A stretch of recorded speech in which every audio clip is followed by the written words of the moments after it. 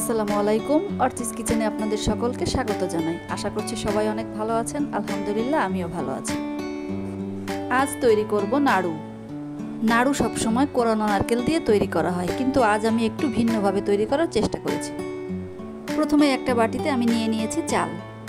চালটাকে লবণ আর সামান্য পানি দিয়ে মাখিয়ে কিছুক্ষণের জন্য রেখে দেব।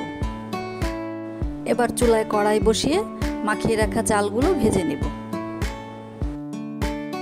চুলার জালকে আস্তে রেখে সুন্দর করে চালগুলো ভেজে নিচ্ছি।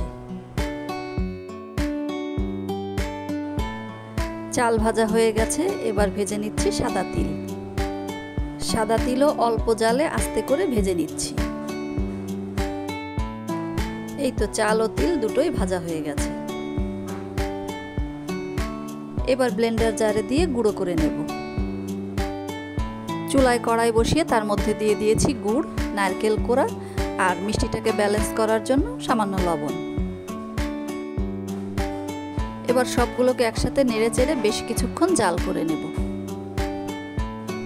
গুড়টা যখন আঠালো ভাব হয়ে আসবে তার মধ্যে ঢেলে দেব চাল ও তিলের গুঁড়ো।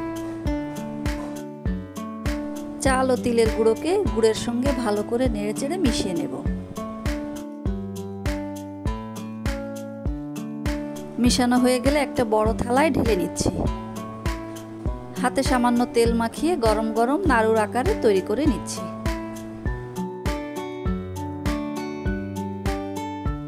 দেখুন নাড়ুগুলো কি সুন্দর লাগছে। আপনাদের কাছে কেমন লেগেছে আমাকে কমেন্টসে জানাতে পারেন। আমার রেসিপিটি যদি ভালো লাগে প্লিজ আমার চ্যানেলটিকে সাবস্ক্রাইব করবেন।